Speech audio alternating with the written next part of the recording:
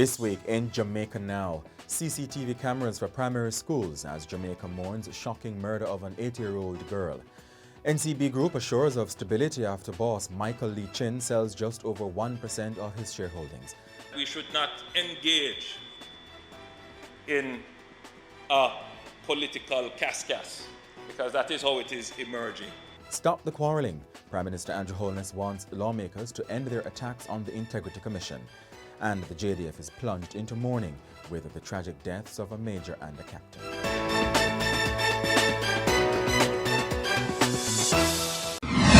I'm Jovan Johnson and this is Jamaica Now. The police are continuing their search for a woman they believe can help with the probe of the shocking throat-slashing murder of 80-year-old Daniel Rowe in St. Andrew. Daniel was abducted from the Brayton Primary and Infant School in Portmore St. Catherine on June 8 and her near-lifeless body found in St. Andrew later that day. Daniel, who is the daughter of a cop, died at the Bustamante Hospital for Children on June 10.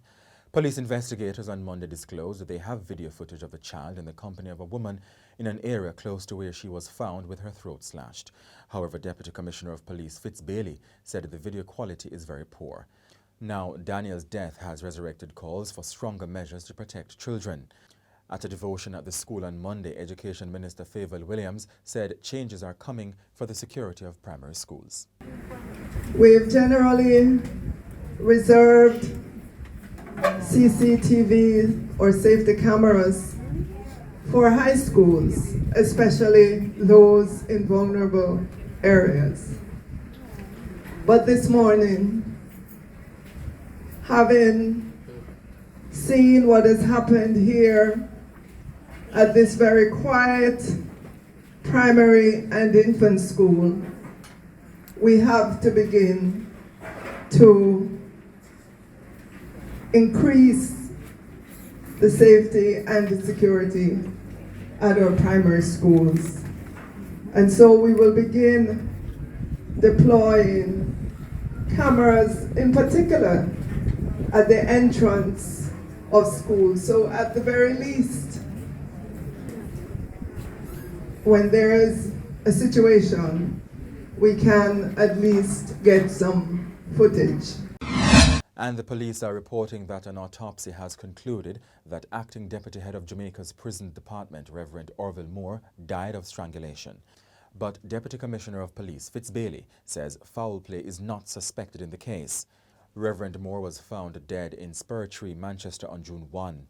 He was last seen on May 29, leaving his relative's home off Malines Road in St. Andrew. His vehicle was found mangled. Investigators earlier ruled the cause of death as a motor vehicle accident, but DCP Bailey states that investigations are still ongoing. The NCB Financial Group Limited says majority shareholder Michael Lee Chin continues to maintain confidence in the company despite the recent sale of a block of shares held by the businessman and his associated entities. The 22.7 million shares in the Regional Financial Services Company were sold on June 9 at the price of about $68 per share and resulted in gross proceeds of about $1.54 billion. The share sale amounts to 1.50% of Mr. Lee Chin's listed shareholdings in the group, which owns the largest bank in Jamaica.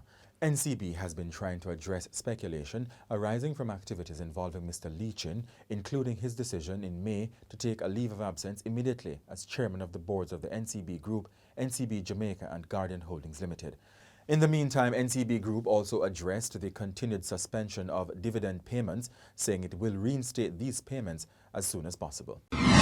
Prime Minister Andrew Holness has called a halt to lawmakers publicly attacking the Integrity Commission, accusing the anti-corruption body of bias. Mr. Holness's intervention comes 4 months after the Commission was accused of mishandling a conflict of interest report involving him and subsequent clashes with government ministers over a leadership code of conduct.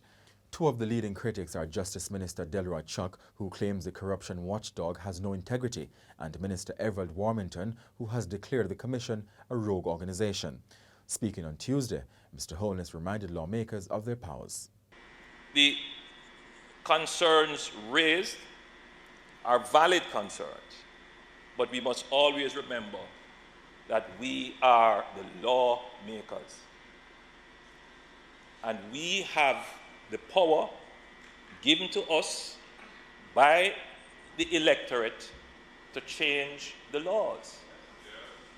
to make the laws more effective, to make them stronger in the public interest, indeed to make them fairer and just and more effective.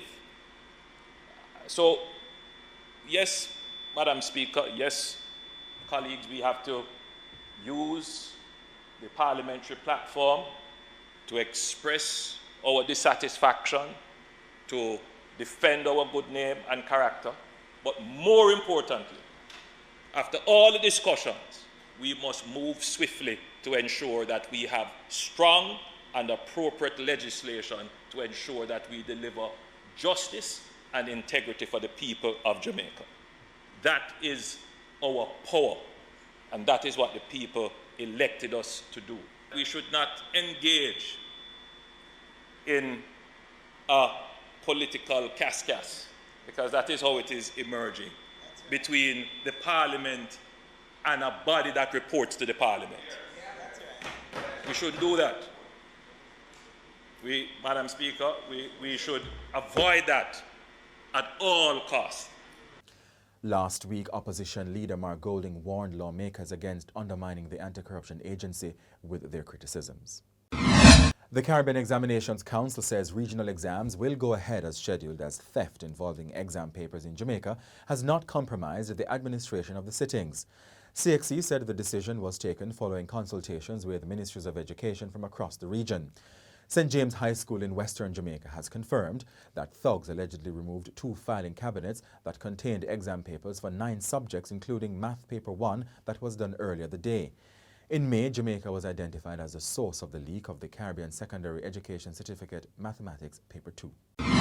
Connect4 Inc., the St. Lucia registered company whose works for a proposed housing development triggered a hillside collapse in Jacks Hill, St. Andrew last week, did not have government approval. The Kingston and St. Andrew Municipal Corporation, KSAMC, has served a cease and desist order on the developer who wants to build a multifamily development at Lot 488 Barbican Heights, Tavistock Terrace. The KSAMC said no building or planning approval had been granted for the proposed development and that its inspectors confirmed that no construction had taken place. Residents are concerned that the increase in housing developments in the Upper St. Andrew community was posing a danger to individual houses. There are currently 4 proposed or ongoing developments for multifamily dwellings taking place in the community. 2 members of the Jamaica Defence Force, JDF, died under tragic circumstances over the last week.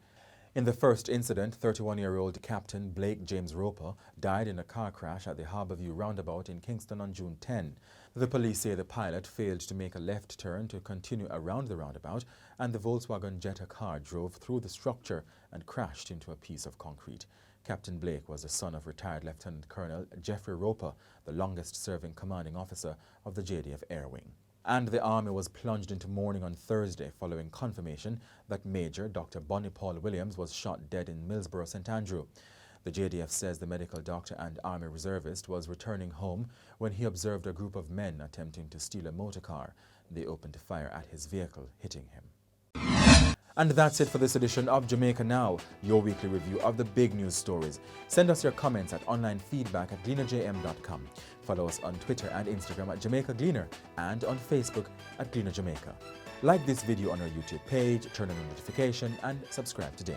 I'm Jovan Johnson, and before we go, groups of Jamaicans took to Emancipation Park this week to protest the killing of Daniel Rowe, the 8-year-old student of Brayton Primary and Infant School. Until we take our own responsibility as citizens of Jamaica and defend our children, which is, they say the future is now, but the future is them. Because when we're gone, and who are going to live on if they're afraid? Well, we're going to have a coward society. Is that what we're building? Because the children who are here now, they're very scared. They're seeing this. Social media has highlighted everything. It's not like before when we only had the media and the news, to watch and we could cover them for me. No, we cannot cover our children. We cannot protect them from what's happening, from seeing what's happening. How are we going to do it if we don't come together as a nation? We can't just put everything up onto the law enforcement or just the government. It's a collective field. All of us have to go together and make sure what is to happen to them. We're seeing too much. It's too many children that's being murdered. And this one's come now to a different level. It's way too much. Who slashes an 8-year-old throat? Who the hell does that? a coward, a punk, 100%. a feces. Yes.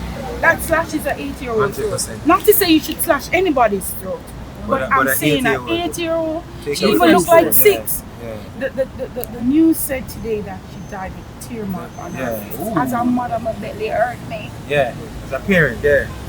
As a mama, my belly hurt me. What happened to Daniel is a straw that breaks the camel's back. And we think that the government alone cannot do it, and we need to lend a hand. Police don't like taxing. Nobody likes taxing. But we like the people because you're our clients.